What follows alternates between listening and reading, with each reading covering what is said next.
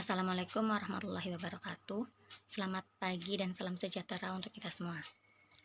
Yang terhormat Bapak Dr. Budi Manfaat MSI selaku dosen pengampu mata kuliah Metodologi Penelitian. Di sini saya Alanisa Dwi Suci dengan nomor induk mahasiswa 190810508 akan memaparkan mengenai proposal penelitian yang saya buat. Di sini saya mengambil suatu permasalahan dengan judul Analisis Kesulitan Siswa dalam Menyelesaikan Soal Cerita Matematika Materi Himpunan pada siswa kelas 7. Pokok bahasan yang akan saya bahas di sini ada bab 1 pendahuluan, bab 2 tinjauan literatur, dan bab 3 desain dan metode penelitian. Oke, langsung saja untuk pembahasan yang pertama yaitu bab 1. Di sini ada latar belakang. Seperti yang kita ketahui bahwasanya matematika ini merupakan salah satu dari banyaknya mata pelajaran yang menjadi sorotan di dalam proses pembelajaran. Oleh karena itu, matematika ini perlu dan sangat penting untuk dipelajari. Dengan belajar matematika juga memungkinkan kita untuk berpikir rasional. Mengapa demikian?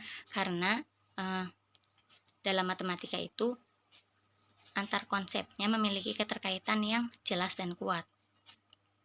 Meskipun demikian, masih ditemukan banyak siswa mengalami kesulitan dalam menyelesaikan masalah matematika. Dalam hal ini khususnya dalam menyelesaikan masalah matematika berbentuk soal cerita.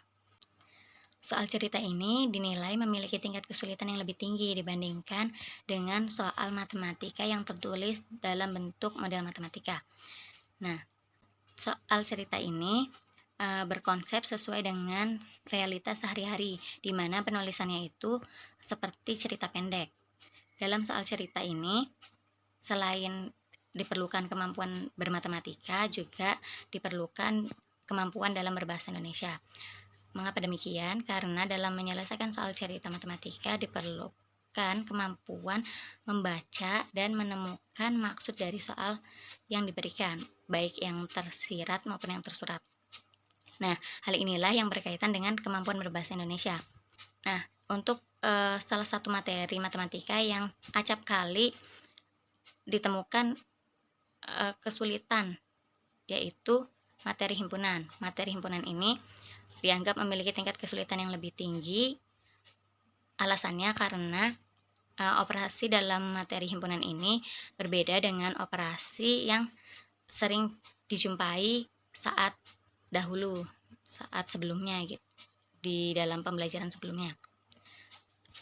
Selanjutnya ada masalah dan pertanyaan penelitian. Untuk masalah penelitiannya yaitu penyebab dan letak siswa mengalami kesulitan dalam memahami dan menyelesaikan soal cerita matematika materi himpunan belum diketahui. Nah, untuk pertanyaan penelitiannya yaitu apa sebab dan di mana letak siswa mengalami kesulitan dalam memahami dan menyelesaikan soal cerita matematika materi himpunan. Selanjutnya ada bab 2 yaitu tinjauan literatur. Di sini ada tinjauan konseptual dan tinjauan teori.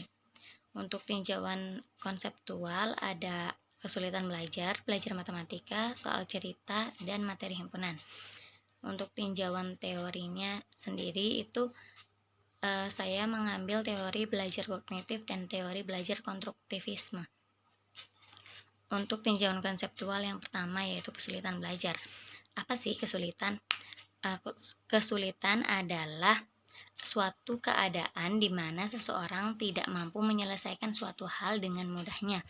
Nah, dalam hal ini, dalam kesulitan belajar ini berarti diartikan bahwa seseorang itu tidak dengan mudah menyelesaikan suatu permasalahan dalam proses pembelajaran. Seperti itu. Nah, untuk kesulitan belajar ini dipengaruhi oleh banyak faktor. Yang pertama ada faktor internal dan ada faktor eksternal. Nah, untuk faktor internalnya sendiri itu bisa seperti motivasi, kesehatan, lalu ada bakat minat, seperti itu. Nah, untuk faktor eksternalnya itu seperti lingkungan. Nah, kesulitan belajar ini biasanya ditandai atau diidentifikasikan dengan adanya sebuah kesalahan. Kesalahan seperti apa sih? Yang pertama ada kesalahan pada saat memahami soal. Mengapa hal ini bisa terjadi? Hal ini bisa terjadi tentunya karena dalam setiap individu kan memang memiliki kemampuan yang berbeda-beda dalam menerjemahkan sesuatu. Begitupun siswa dalam memahami maksud soal. Nah, jadi antara siswa yang satu dengan siswa yang lainnya itu bisa saja terdapat perbedaan dalam menafsirkan suatu soal. Seperti itu. Untuk yang kedua ada kesalahan dalam membuat model matematika. Nah, hal ini bisa terjadi apabila dalam memahami maksud soal yang diberikan, siswa mengalami kekeliruan. Nah, oleh karena itu, dalam mengaplikasikan ke model matematikanya juga pastinya akan ada kekeliruan juga. Nah, untuk yang ketiga ada kesalahan dalam melaksanakan atau menyelesaikan model matematika. Nah, untuk jika saja dalam penulisan model matematikanya itu mengalami kekeliruan, maka dalam mengoperasikan selanjutnya itu atau menyelesaikan model matematika tersebut, tentunya akan terjadi kekeliruan selanjutnya seperti itu. Nah, untuk kesalahan yang keempat yaitu kesalahan menulis atau menyatakan jawaban akhir dari soal. Nah, ini juga banyak ditemukan pada siswa saat diminta untuk menyelesaikan soal cerita matematika. Banyak yang dari awal sampai pertengahan itu menggunakan konsep yang benar gitu, tidak ada kekeliruan. Tetapi pada saat akhir terdapat kesalahan dalam mengoperasikan seperti itu. Nah, untuk selanjutnya ada belajar matematika. Belajar itu apa sih? Belajar itu adalah suatu perubahan tingkah laku melalui latihan dan pengalaman. Nah, mengapa sih kita perlu belajar matematika? Ada salah satu ahli yang menyatakan, yaitu Abdurrahman,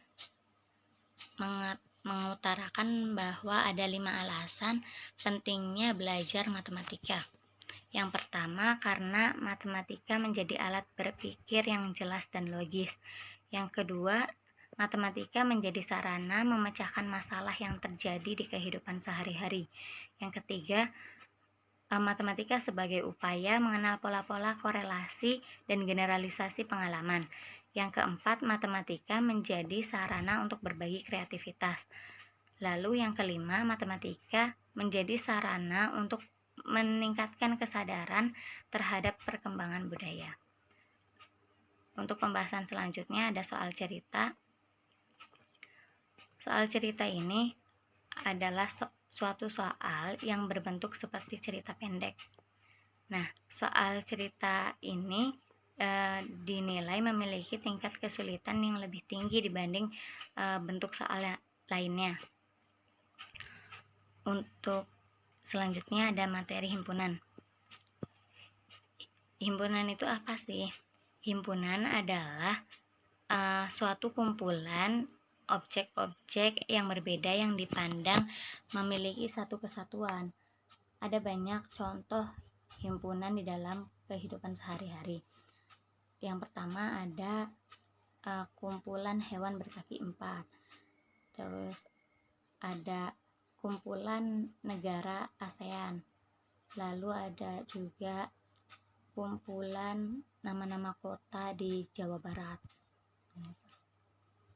Nah, objek-objek dalam himpunan disebut anggota atau elemen himpunan. Untuk selanjutnya ada tinjauan teori. Di sini saya mengambil teori belajar kognitif dan teori belajar konstruktivisme. Mengapa saya mengambil kedua teori ini? Karena dirasa kedua teori ini mendukung atau mencakup pembahasan masalah yang saya angkat. Di sini untuk yang teori belajar kognitif itu kan lebih mementingkan proses belajar ya daripada hasil belajarnya. Nah, sama seperti halnya dalam proses menyelesaikan soal cerita matematika. Untuk mengetahui kesulitan dalam menyelesaikan soal cerita matematika kan kita tidak serta-merta hanya perlu hasilnya saja gitu kan, tapi kita juga perlu melihat dalam prosesnya seperti itu. Lalu untuk yang teori belajar konstruktivisme ini itu memahami proses belajar itu sebagai pembentukan pengetahuan oleh peserta didik. Nah, teori belajar konstruktivisme ini berkaitan juga dengan materi yang saya angkat, yaitu dalam proses menyelesaikan soal cerita matematika. Dengan teori belajar konstruktivisme ini kita bisa meneliti atau menganalisis gitu pengetahuan siswa yang mana gitu, mengenai pengetahuan siswa yang mana gitu yang mengalami kekeliruan sehingga terjadi adanya kesulitan atau kesalahan dalam menyelesaikan soal cerita matematika. Untuk selanjutnya ada tinjauan riset terdahulu. Di sini saya mengambil hasil penelitian dari Umi Hasanah dan Sutama tahun 2015 dengan judul penelitian kesulitan menyelesaikan soal cerita matematika pada siswa SMP dan tempat penelitian SMP Negeri 1 Kolomadu. Untuk tujuan penelitiannya yaitu mendeskripsikan kesulitan siswa pada aspek bahasa, prasyarat, terapan dalam menyelesaikan soal cerita matematika. Nah, apa sih yang membedakan penelitian yang saya lakukan dengan penelitian dari Umi Hasanah dan Sutama ini? Yang membedakannya itu ada pada letak apa yang diteliti. Kalau untuk Umi Hasanah dan Sutama, mereka meneliti kesulitan siswa untuk semua materi yang ada di jenjang SMP. Nah, kalau untuk penelitian saya, itu saya hanya akan meneliti kesulitan siswa dalam menyelesaikan soal matematika, khususnya pada materi himpunan. Jadi hanya pada soal cerita matematika berbentuk materi himpunan seperti itu. Jadi untuk penelitian yang saya lakukan nanti akan lebih mengerucut. Selanjutnya untuk desain dan metode penelitian. Di sini saya menggunakan pendekatan kualitatif. Penelitian kualitatif adalah penelitian yang menggambarkan fenomena tentang apa yang terjadi pada subjek penelitian dengan cara deskriptif menggunakan kata-kata. Penelitian ini menggunakan metode deskriptif kualitatif yang bertujuan untuk mengetahui kesulitan-kesulitan yang dialami siswa dalam menyelesaikan soal cerita matematika, khususnya pada materi himpunan. Nah, saya menggunakan metode ini karena hasil penelitian digambarkan dengan menggunakan alat ukur berupa tes tertulis. Nah, selanjutnya ada variabel penelitian. Di sini variabel penelitiannya yaitu kesulitan siswa SMP kelas 7 menyelesaikan soal cerita himpunan. Nah, untuk teknik pengumpulan datanya yaitu observasi dan wawancara. Untuk instrumen pengumpulan datanya yaitu lembar tes tertulis. Untuk teknik pengumpulan data yang observasi, lalu untuk yang wawancara itu akan dibutuhkan alat perekam. Untuk sumber datanya di sini saya mengambil langsung dari siswa kelas 7 SMP Negeri 16 Cirebon. Nah, untuk teknik analisis datanya di sini ada reduksi data, penyajian data, dan penarikan kesimpulan. Ini untuk referensinya. Mungkin itu saja yang dapat saya sampaikan. Kurang lebihnya saya mohon maaf. Terima kasih. Wassalamualaikum warahmatullahi wabarakatuh.